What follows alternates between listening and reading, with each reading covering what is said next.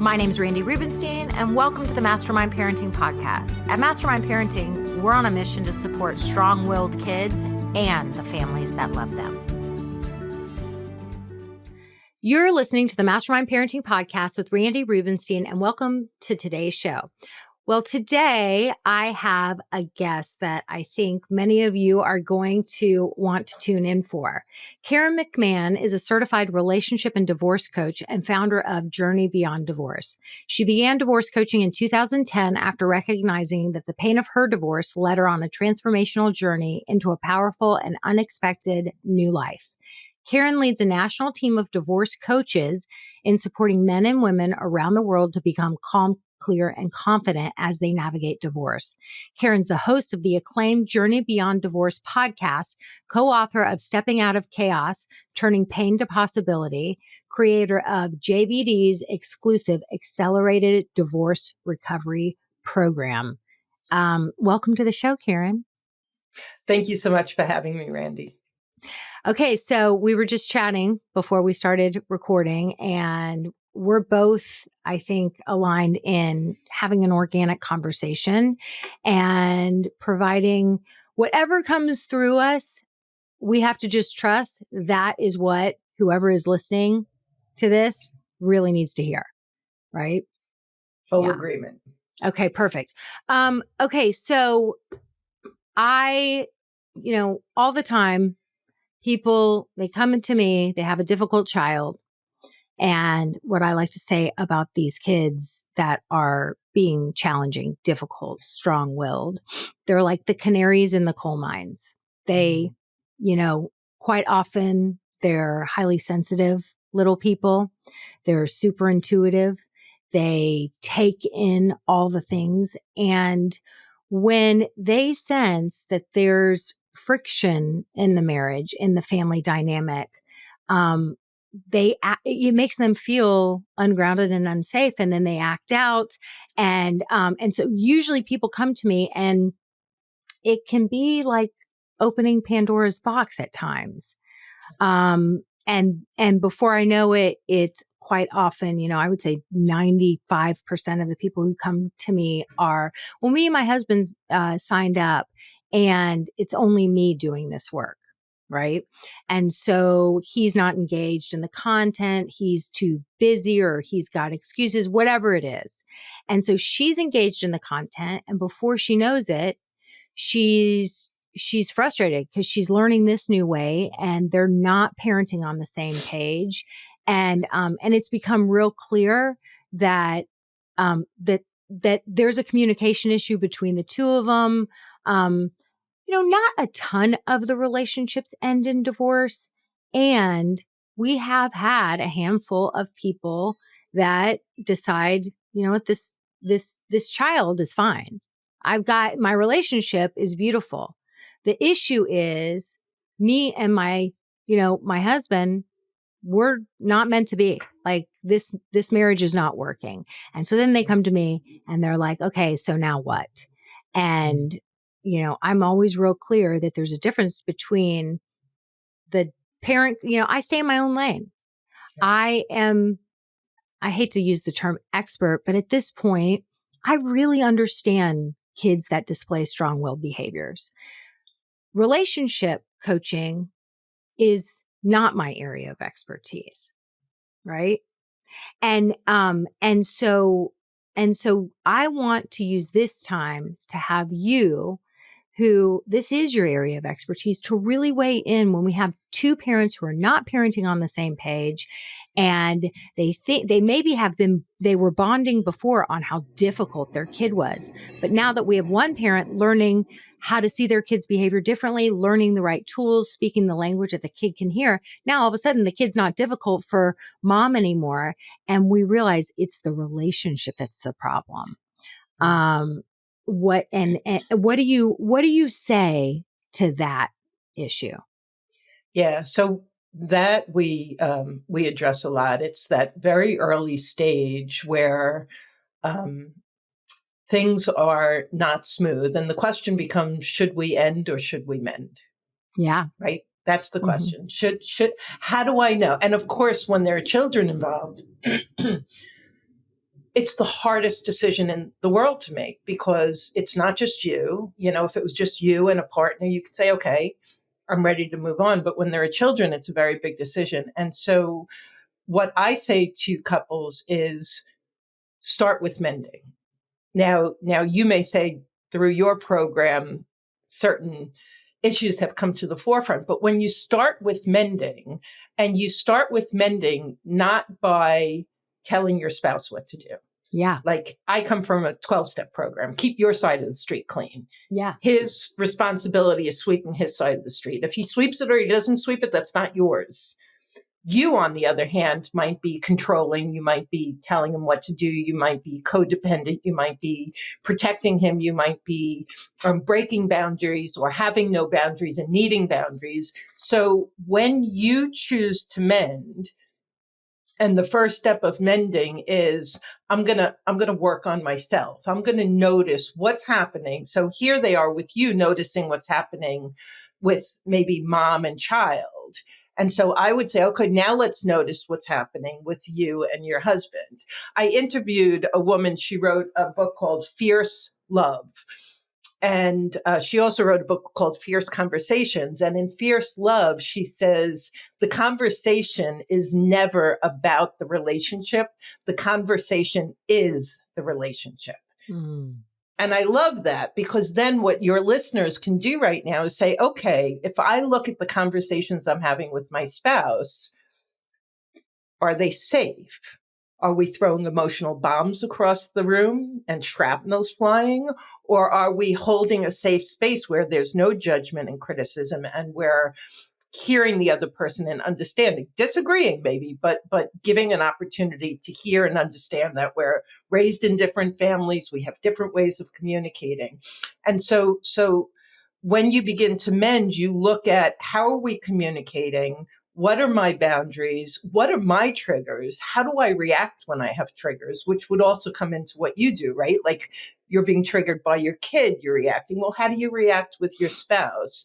And when people begin to do that work, which they're clearly already doing with you, but fine tune it with their spouse, in a reasonably short amount of time, the partner is either moving closer because maybe he's not being controlled or whatever, or he's pulling away even more. And so this very complicated decision of should we mend or should we end ends up unfolding in a way that becomes obvious. And the whole time, whether you're at it for 3 months or a year and a half, you're becoming a healed and refined version of yourself. You're taking care of your reactivity, your rage, or your tendency to isolate and go into the cave, or whatever those tendencies are.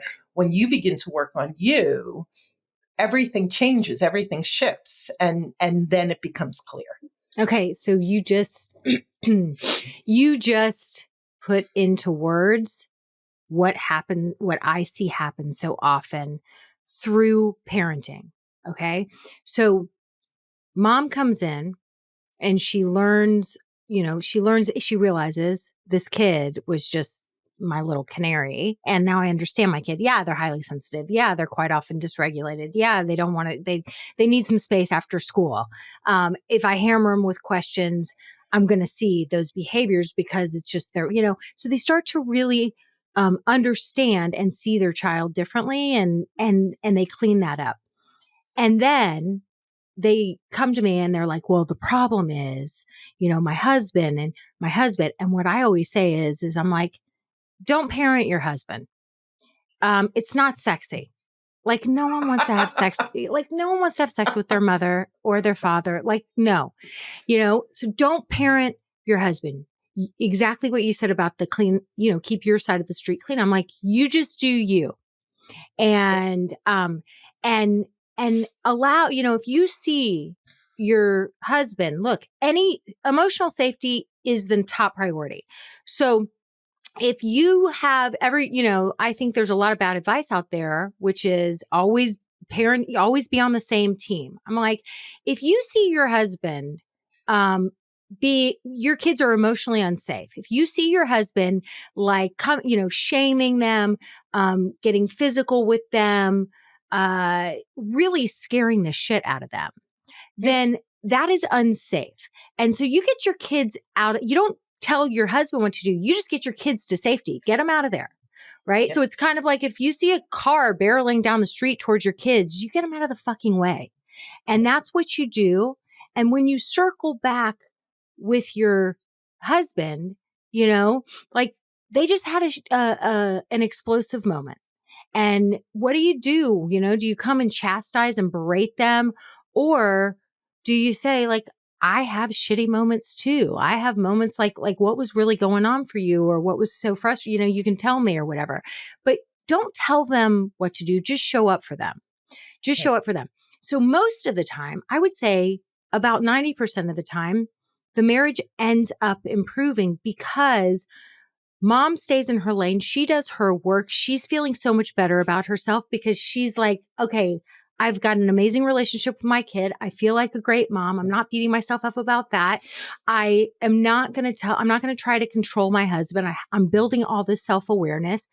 And and this stuff's contagious. And so then he starts to feel more loved and supported and not controlled. And eventually you hear him in the other room using two positive choices where he was so resistant to learning any mastermind tools.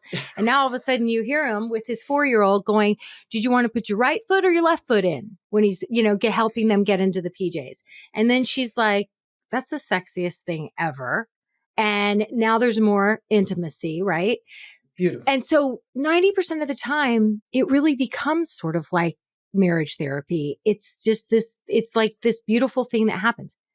And maybe 5 to 10% of the time, the the part where it's very obvious they need to end, like Right. he's not going to get on board, even though things are going so much better. He's digging in. He's refusing to not yell and scream and berate and shame his children. And she starts to realize, like, this dude's never getting with the program. And like, for the sake of my children's emotional safety, like, I got to end it. And that's when they're like, okay, so now what do I do? And I'm like, we have resources. Let me get you to them because this is not my area of expertise. Yeah. And it's once you get clear on that, then it's still the scariest thing in the world. And it's like the devil, and then the uncertainty and the unknowing. And what we all do as human beings, if I don't know what's around the bend, it's a big, scary bear who's going to hurt me. It's just where we go. None of us go, well, what if I'm happy and I find another partner? And like, none of us what if the positives. And so when individuals get to the point where it's like, I have to end, what swoops in is an enormous amount of fear because of the uncertainty. And then if you haven't rebuilt your self-confidence, if you're feeling, and certainly if you've been trying to control someone else, then you're feeling out of control because you have no power there. Whereas if they've been working with you and they're feeling empowered, that at least gives them a foot up to say, okay, what do I do next? And really, my advice is there are two things you need to do. When it comes to ending your marriage, there are two lanes. There's the practical lane of what is this foreign land they call divorce? What's the landscape look like? What does the journey look like? What's the language that's used? Who are the key support players that I need to know about? So the first thing is you need to educate yourself. And that's on our podcast. We actually just relaunched this week. We're relaunching the divorce roadmap, and it literally interviews attorneys who are mediators, collaborators, litigators, financial planners, real estate people, child specialists, custody specialists, so that you're learning everything you could possibly need to know. Now your confidence is even stronger. So now you can tell your spouse you want to go. And then what you need is what you do with parents is exactly what we do with couples. It's like, let's see where your emotionally dysregulated. Let's see what triggers you, what causes you to leave your frontal cortex, be in your amygdala, make bad decisions, blow up things that you don't want to blow up. And so when you have those two side by side, the support of we can help you with the resources and the people and the support and the knowledge that you need. And a lot of clients will say, I'm in therapy, I connected the dots, I understand my family of origin. But when I sit down with my spouse, I start getting spitting angry and we all go down the toilet together. Well, that's where the coaching can really help you notice your tell for when you're triggered and then what to do when you're triggered so that you can streamline the divorce so that you can actually enter a negotiation calm, clear, and confident and be able to create not only a settlement, but hopefully the beginning of a co-parenting relationship that's going to be better on the other side of the divorce. So do you work with, is it like, do couples come to you when they're considering divorce? Is it more, do you see more that one person comes to you after they've decided that they want to get a divorce so that they, yeah. Yeah, so that's a great question. I personally do a decent amount of couples coaching, which is usually more that they really want to mend. Like when both parties come to the table, there's at least the desire to mend, because a lot of times people want to reconcile, but it takes two to reconcile. So if you want to reconcile and your spouse doesn't want to reconcile, it's just not going to go very well. But because we're Journey Beyond Divorce, the vast majority of people who come to us have already been listening to the podcast and are pretty certain that they're on a path for divorce. And then it's where we're coaching with one individual. If the other partner wants coaching, another coach on the team will coach with the other individual. So they still have that private one-on-one. So you only coach the couple if it's like there's a possibility of mending. Yeah, when they come to me, they're looking for whatever reason. They've said marriage counseling hasn't worked. We want to try couples coaching, which is so much more strategic and action oriented. And so that's primarily what I do with couples.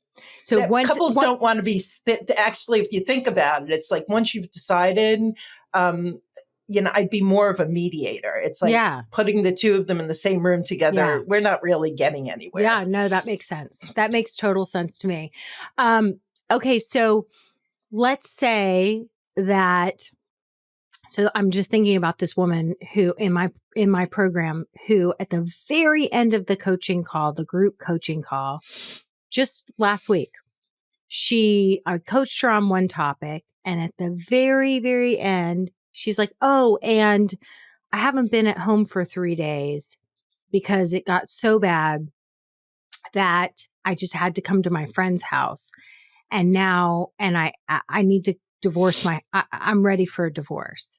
And this is a woman who, she came because her son, she has 3 children, and her son, who's her middle child, who's like 10 or 11, it was so out of control a year ago, that she was like, he's off the rails. He was getting physical with her, yada, yada, yada. Well, it turns out that, she's, English is not her native language. She comes from a culture where women are second-class citizens. She now lives in America. And so she felt very disempowered. And over the last year, she's really turned things around with her son. She's found her voice.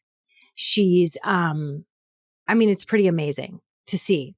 And now where she is there was a big blow up because the husband had gone back to their native country, just, I guess, over winter break. And he was gone with the son for 2 weeks.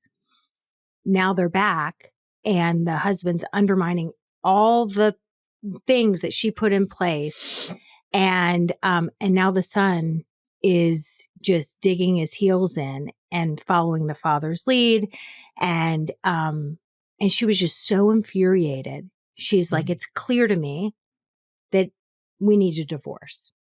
So now I've been away for 3 days. I know I have to go back. Right. She is a stay-at-home mom. She earns no income. Um, and I was like, and this is like, we've got a minute left of the coaching call. And I was like, um, and we're here for you and we'll discuss this offline. But really, she needs you, right? She needs you. So if a woman in that predicament came to you, can you just kind of walk us through how you would help her? Yeah, absolutely. So I think the first thing is when you're in a situation where there's a power imbalance in the marriage, and this was certainly my experience. You lose yourself, and I was a rock star professional outside of the house, and I was just a mouse inside the house. And so, what you start doing is you start listening to your spouse's narrative, and so when these things happen, um, both people are operating out of fear. I just want to say that right off the bat, even if somebody has anger management issues or what have you. When it comes to divorce, the fear of losing your finances, losing your house, not seeing your kids, it's just a human reaction. And so the more high conflict or powerful partner might be like, you have no money, you're going to end up in the street, you're not going to get anything. And you know what? I'm going to take the kids too. And whatever that sounds like, that's not reality. And so my first thing is you have to learn the facts. That is fiction. Unless your spouse is a matrimonial attorney, please don't listen to him or her. It's fiction. It's coming out of fear. And so the first thing we tell people is you need to understand your legal rights.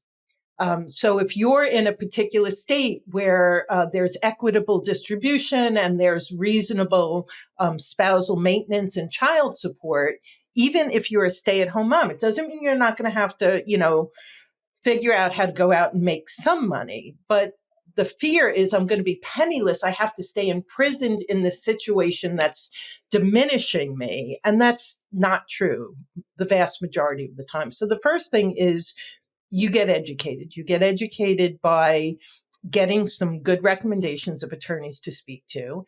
You're not getting a divorce because you spoke to an attorney. You're educating yourself. Like nothing is a divorce. It takes a very long, slow path to get divorced. Every step seems scarier than it is. The first step is just to do a consultation, find out what the law is, find out what your rights are. And now at least you're working with something that's real. Does that make sense? Yeah. Yeah. It's great. I love that. Yes. And then the second thing that we're doing side by side with that is really getting to understand what is the dynamic between you and your spouse. And what everyone who comes to us, probably with you, they're like, the kid's problem is A, B, and C. So they come to us and it's like, I don't have any problems, but his problem is A, B, C, D, E, F, and G. And so we immediately put a mirror in front of them and say, well, we have no control over there. His side of the street can be as sloppy as it is. What's going on your side of the street? And oftentimes we don't know. I didn't know. I thought my ex was the problem. But the truth is we don't divorce the problem. We bring our part of the problem to the table. So when an individual, and in the case of one of your clients, they've already begun to see it. So they might be like, oh, I do that there too, or I do that different thing there that I didn't even realize.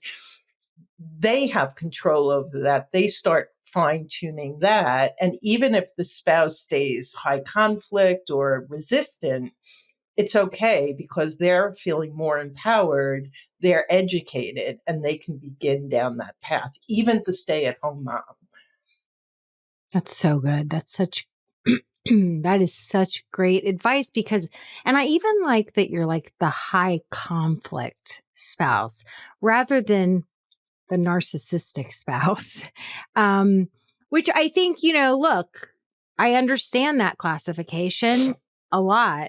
And and the high conflict, it's like what kind of people come from a place of high conflict? What you said, people in fear, people who feel out of control. What kind of people try to control other people? people who feel out of control themselves. And there's tendencies. There's a whole lot of tendencies. I'll just run through a couple. So if you have a spouse who is very black and white, very absolute, it's all or nothing. You're amazing or you suck.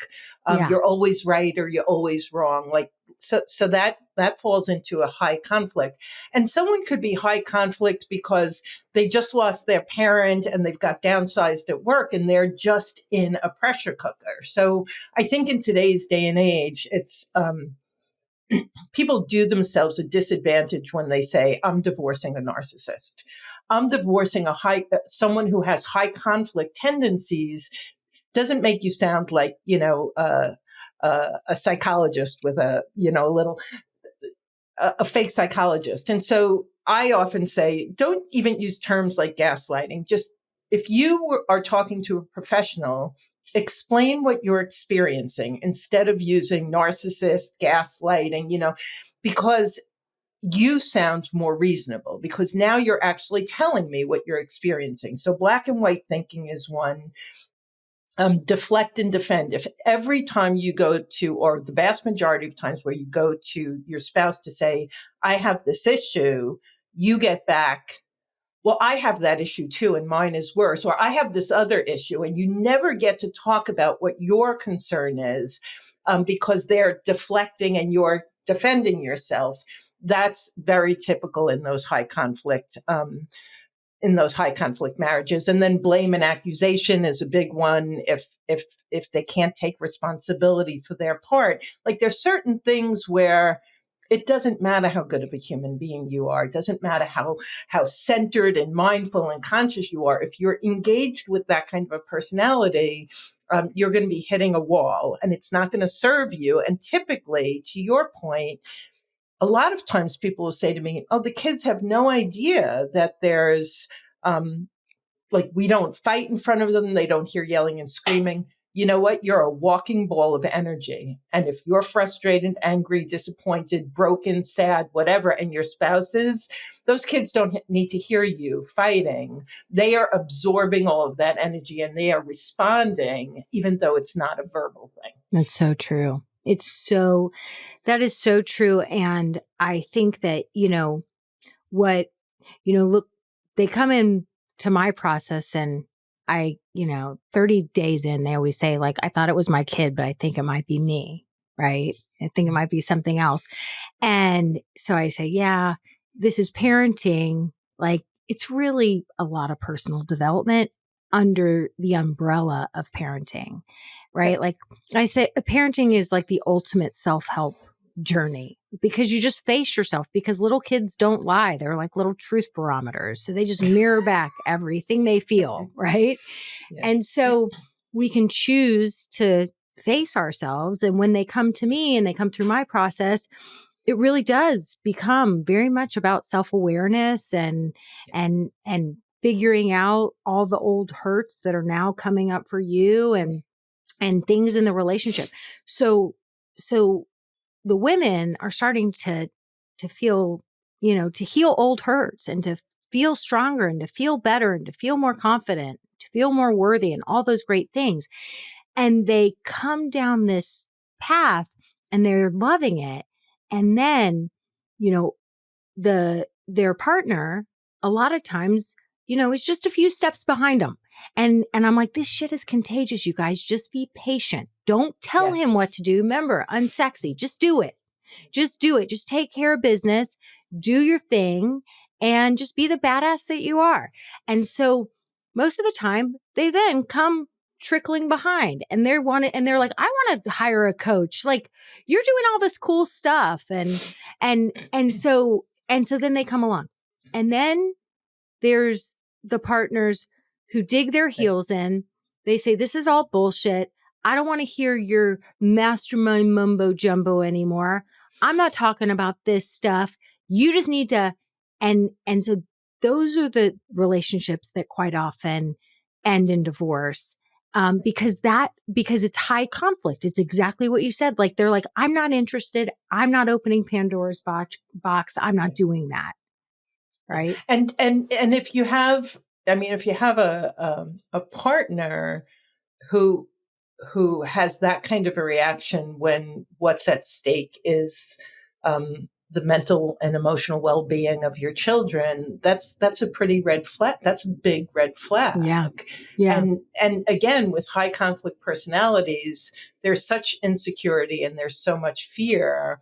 And they do, like when you deal with really high conflict personalities, they will leave the children, the money, the house, and everything on the battlefield. Like they go for blood. And in those cases, it's so vitally important to be really regulated and to not be taking that other person personally, and to absolutely Bill Eddy is like the the king of high conflict, and he says, don't advise. To your point, don't advise, Mm-hmm. don't admonish, and with high conflict personalities, don't apologize, because they Mm-hmm. will take it and they will Yes. use it to slay you Mm-hmm. every time. And so there's really an interesting lane that we help people to stay in, that helps them to be the best parent, to really have their head and shoulders fully above water and out of the chaos, so that they can navigate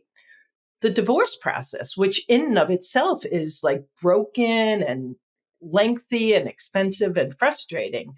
I was just speaking to a former client right before we got on the line. I have a series called Voices of Celebration, and it's men and women who entered divorce thinking this is going to be devastating, this is going to be horrendous, the rest of my life is going to be bad, and have emerged saying, I am such a better version of myself. And this was, I can't, they all say the same thing. I cannot believe I'm saying these words. This was the best thing that not only happened to me, but now my kids have a healthy me under a healthy roof. So if there's Mm-hmm. two roofs, great if the kids are healthy under both of them, but at least if one of them is mindful and conscious and healthy and attending to them, your kids can be fine. I I say the exact same thing. Like, me and my husband have said this for years. I'm like, we're a pretty happily married couple who are so pro divorce because of that exact theory.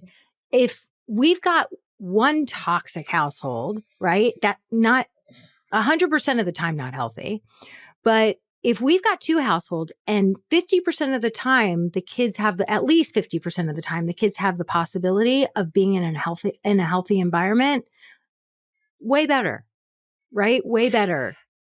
Yeah, and what I'll say is, I have a lot of people in my own circle who will say to me, "How how did you? That just seems so odd that you and your ex got together. Like you're so incredibly different."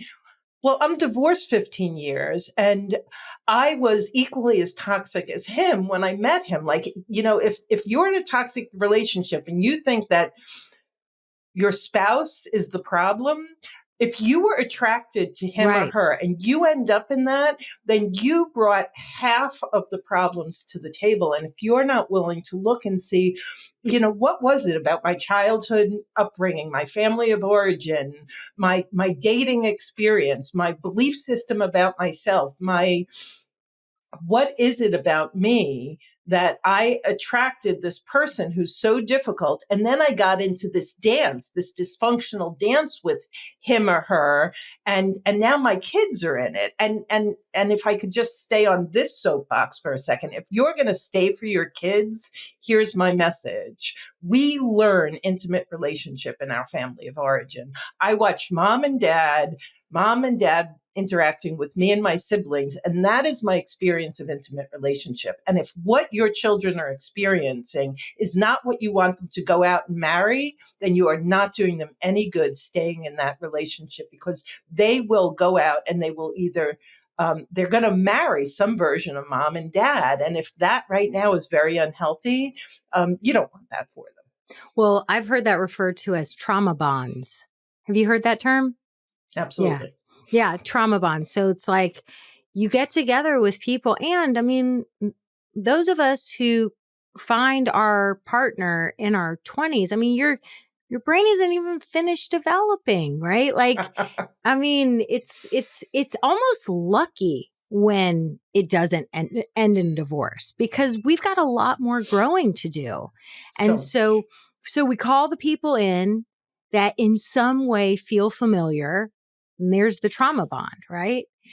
And yes. so and then the other thing I've heard which I love how Glennon Doyle puts it when she decided to leave her marriage. And she said, why would I stay in a marriage for my kids that I wouldn't want for my kids? Well, that's that, and that is Mm-hmm. perfectly put. Yeah. And I feel as though the opportunity to break generational chains, I could look back in my family of origin on both sides, and there's a lot of brokenness. And so if I can have it, and I come from divorce. I never wanted to get divorced. It was the last thing in the world I wanted. And here I am. My children were 4 and 6 when I sat them down to tell them. I told them by myself because it was the better thing to do, according to like rules aren't always rules for everybody. And they're now 24 and 26. Mm. And they have more emotional intelligence. And they talk to me about their relationships in a way that I was in my 40s and heading toward divorce before any of this was even on my radar. And Mm-hmm. so you get to break generational chains and help your kids and your grandkids be healthier and in healthier relationships. And I am an enormous fan of marriage. I just got asked that on a podcast, and I was like, I'm going to get remarried someday. I love marriage. I think having a partner and making that commitment is the most amazing thing, the most amazing experience. It just has to be healthy. Mm-hmm. Yeah. Mm-hmm.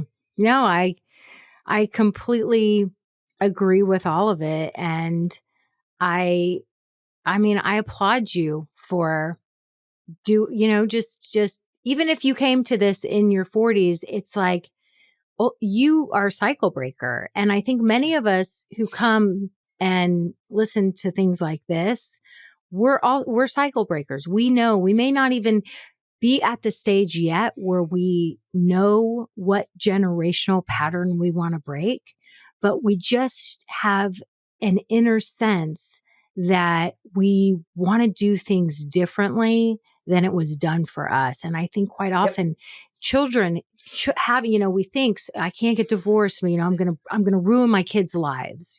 So quite often people, I think that fear keeps them in an unhealthy situation. And I think children, just like, people come to me because of their kids. People go to you because there's a relationship issue. Usually there's kids involved, I'm imagining. And I think these kids can be catalysts for change. They push us to grow, right? They push us to figure our shit out. Absolutely. Absolutely. And one of the things that if I could mention here, so when you have a parent and they're maybe thinking about divorce and the other parent is undercutting them. So that's a lot of what we deal with in high conflict relationships when it comes to co-parenting. It's often high conflict, or we'll Mm-hmm. call it parallel parenting. And so one of the things I talk to my clients a lot about is don't try and change the spouse that you've never been able to change. Go to the child and don't complain about the spouse. Mm-hmm. Don't pit the child against the spouse. But so let's say my son would go to dad's and stay up until 2 o'clock in the morning playing Game Boy because he could do anything he Right. wanted. I could call my ex and say, you shouldn't do that. I might as well bash my head against a brick wall. I'd Right. be better off. So what I started doing at a very young age is I started going to my son. And it wasn't like what you're doing is bad. I would just say, I was looking at the report cards and how he was doing in school, and we would have a conversation about how is that working for you and how is it affecting your schooling and what would be, and I would literally coach him through what would be a better decision. And in the beginning, he was like, I'm happy to do what I'm doing. But I started doing that with my kids when they were still in grade school. And all I could do, and even if they got upset with dad, it was like, well, what are you upset about? And how did you handle it? And what would you do differently? And why didn't you do that? What's the fear? And so when we start asking our kids and are inviting our kids into these kinds of conversations and not making the other parent bad, just making it about their experience, we're raising their emotional intelligence, their awareness of what was I thinking? What do I feel? Why am I doing that? Why do I think it's so great to do that? What are the other options? And when we can do that, and what I tell parents is ask, ask, ask, 2 ears, 1 mouth, and at the very end, tell. But see how much you can get from them before you pour into them, because none of us walk away with someone telling us what to do and they do it great. As coaches, we ask so they can come up with their own approach, and then they're going to be engaged in it, right? And they're going to be enrolled in it. The same thing with our children, especially if you have a parent who's not on the same page with you. It's so good. I mean, I teach a process for conversations called the productive conversation. And the last step in having a productive conversation is ask curious questions. So before, it's problem solved together. It's really this method for infusing empathy into a conversation so that you problem solve it together. And before you weigh in, ask curious questions to allow your child or the other person to solve their own problem, right? Like, because if they solve their problem, I mean, think about it. Anytime you feel like you solved the thing for yourself, you're empowered. You have way more ownership. You're invested versus just like feeling like the disempowered child who's like, better do what your mom says you should do, so that you don't get in trouble. And it's a totally different experience. So I love that.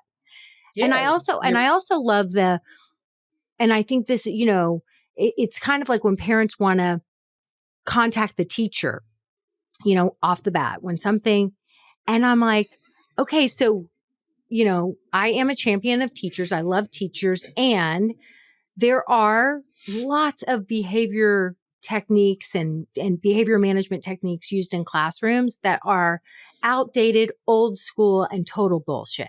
Okay. And if you go and try and tell some teacher who is a 40-year veteran teacher how she should run her classroom because it's unfair to your child, you're probably not going to have a great result from that conversation. It's probably not going to be so productive. But what you can do is you can put your bandwidth on your child. It's the same thing as with your right as your ex. It's like you empower the child. You put your focus on your child. You start to ask those curious questions so they feel empowered and they start to make more responsible choices. And you're not trying to control anyone. Yeah. And they end up, my experience has been when you do that and you do it regularly, number one, you build a foundation of trust and intimacy that is just off the charts. Right. And secondly, you're building mindful young people. You're actually giving them agency. And I think as parents, I know I grew up with a very controlling mom. I didn't know what music I liked. I didn't know what kind of clothing I liked. I didn't even know who I was when I went off to college because it was that controlling.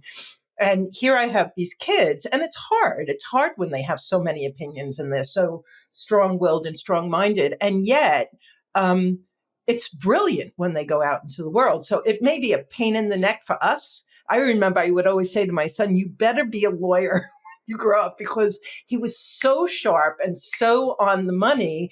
I couldn't keep up with him sometimes. And I was like, this is a pain in the neck for me, but I think you're going to be really productive with this when you get out into the world. It's so true. I mean, I have, my youngest is a junior in high school. He's 16, almost 17 in a month. And he's my third child. He's always been super chill, easy. And now he's going through the normal stage of that I call the talk to the hand stage, where, especially with me, it's like, anyone else, he's like, anyone else that's like, he's like, oh, I want to see such and such movie. Anyone else is like, yeah, in the family. And I'm like, oh, I want to see that movie. He's like, I'm good. Because he's just in that He's phase. individuating and pulling away from you. That's And as right. moms, especially boys, it's like, don't treat me like a boy anymore. I want to be a Right, young right. man. Like he's just, so he's doing that. And he is my most argumentative child. Um, and I think it's because I've really been doing this since he was born. So he's my only kid that's 100% raised with Mastermind. And I think he's my most argumentative child because he's actually my healthiest child. Like I think that he's going through what he's supposed to go through. Like during the teenage years, they're supposed to prune away and figure out what information they believe and what information they want to retain that we embedded in their brain. And it is a pain in the neck when I'm like, okay, remember you got to do whatever. And he's like, yeah, I'm not doing that.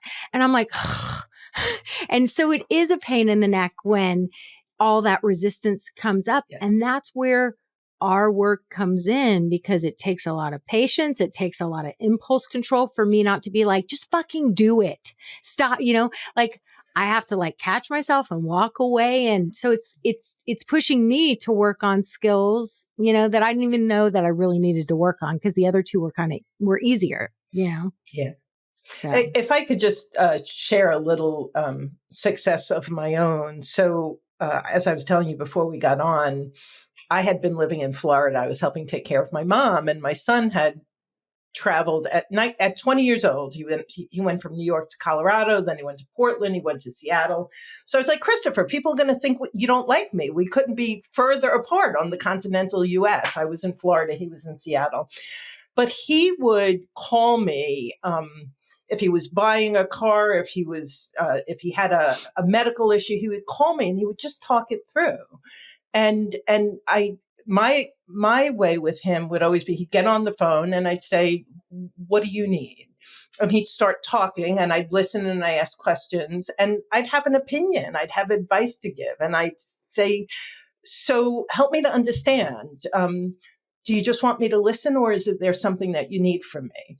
And sometimes he'd be like, I just need you to listen. And at the end, I'd be like, I have an opinion. He'd be like, no, I'm good.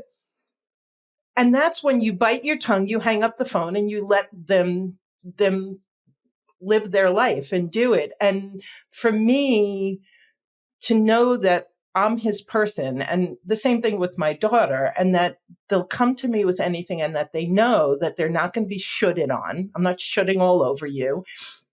And I'm safe, whether you're telling me that you just crashed the car or you just, had a night out that didn't serve you well, or that you just landed a job. And so for me, my mom wasn't safe. And so that's that breaking the generational chains. Like I want my children to be able to come to me with anything and everything and know that I'm a safe person to support them through life. And we know life has a lot of dips and bends and valleys.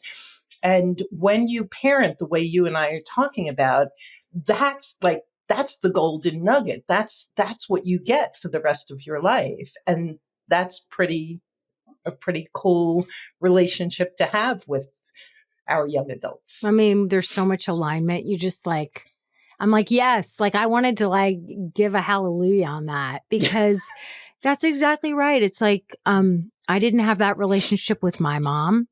I don't ever remember feeling like I had, that emotional grown up that I really felt safe with that was going to be my person to confide in or ask, or even just be that sounding board or, ask, yes, I want to hear your opinion or no, I just need to vent. Like I didn't have that person. And so I've always said like, we're going to be the parents of adult children for far longer, God willing, than we are where they actually live in our house and they're little children. So I want, like when my kid is, a young professional and they have a shitty day or something, like I want to be their person. I want to be their Christina Yang from Grey's Anatomy. I want to, not in a codependent way. And if I want them to have lots of people that they have those, those real relationships, but I also want them to know that like I'm their mom and and they are 100% safe with me, and they can call me and they can tell me anything. Um, and I'm always here and available to hold space for them. Because I didn't have that. And I think that it would have been lovely to have had Yeah. that. And I think I would have felt a lot healthier going into adulthood if I had had that. So yeah, you're preaching to the choir on all of it. And I think that when you come from um, a critical parent, I'll just leave it at that.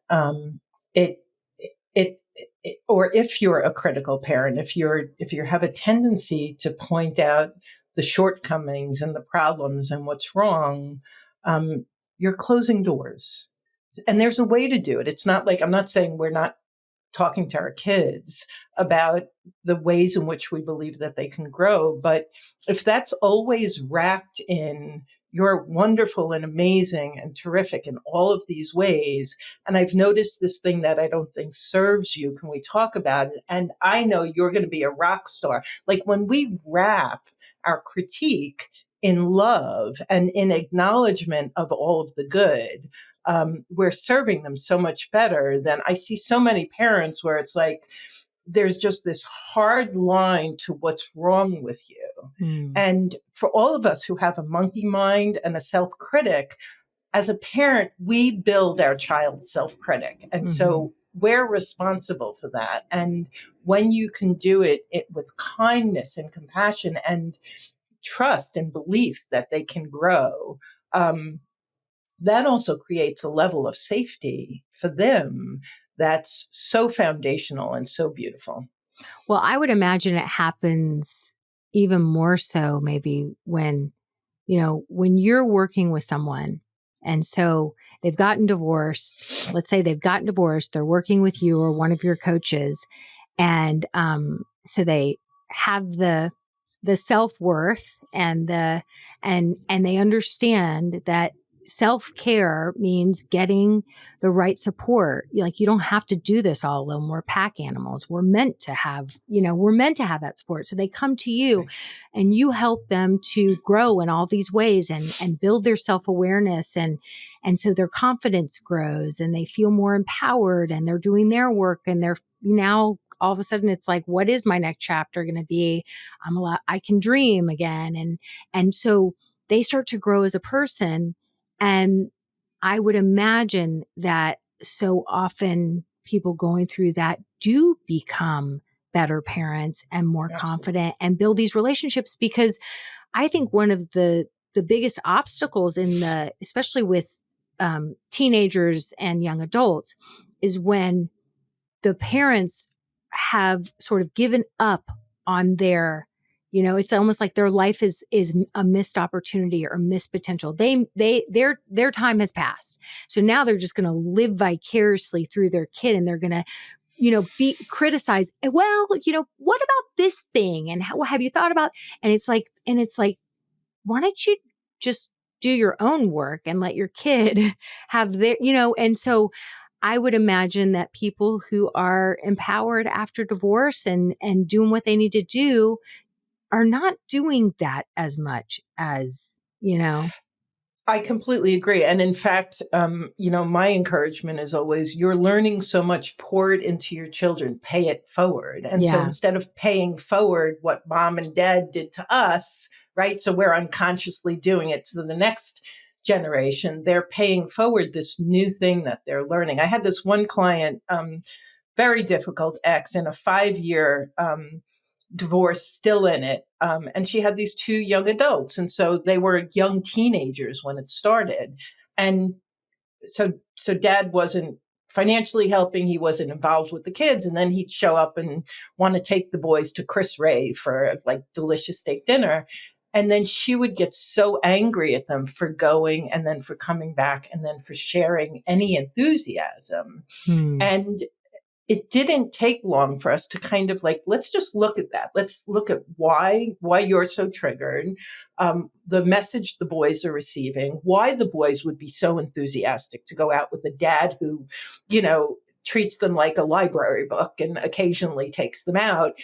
And when we broke it all down, and I wasn't giving my opinion, she was just like I was asking the questions, she began to realize this is really not serving me. And when she started changing, what happened? The boys started coming to her more often. The boys started even talking to her about their disappointment with their dad, because all of a sudden she was a safe person to hear that and to not bash dad, but to just support them. And well, what else can you do? And how can you handle this? And what do you want? And what would that look like? And so that's the beauty of the work that I think you and I do is under the umbrella of divorce or parenting is all of the personal growth work that we all need to do. And how beautiful that you not only mend or go on to live your own beautiful life with my clients or have a great relationship with your kids, you're so much better. And then you pay it forward.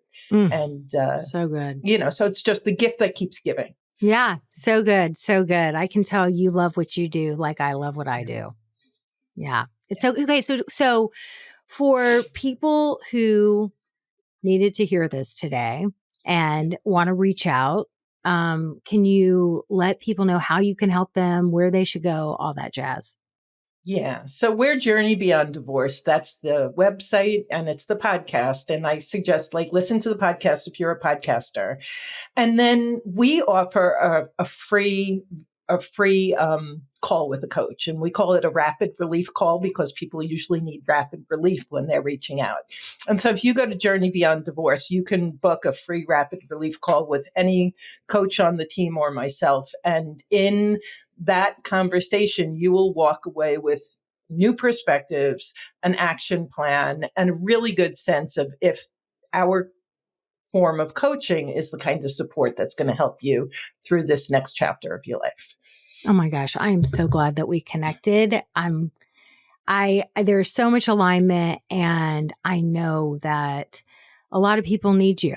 And I think this episode, it sounds like wah, wah. It's about divorce.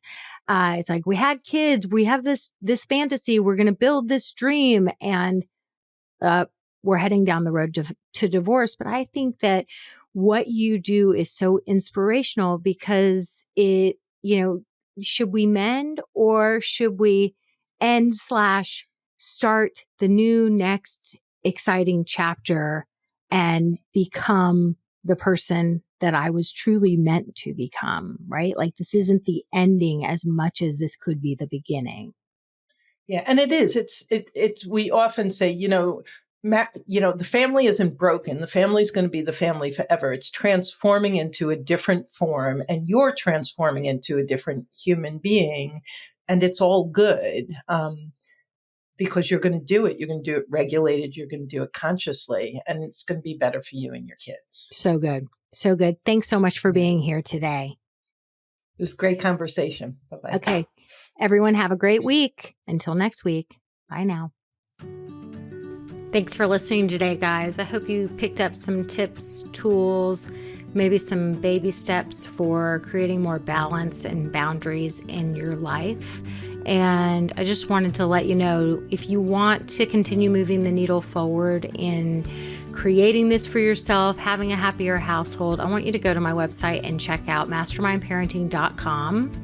We have 3 beginning programs. And if you need some accountability and more support, then please look for the one that would be a good fit for you. And as always, we're on all the social channels under Mastermind Parenting. On Instagram, it's mastermind_parenting. And periodically I do pop up on different Instagram lives, Facebook lives, where I give you teaching and coaching, and I love engaging with you live to help you help your strong-willed kids so that they can feel better, because when they feel better, they do better. And I love, love, love getting to know you guys. So thanks for listening. If you like this podcast, please don't forget to subscribe, rate, and review. Super, super appreciative.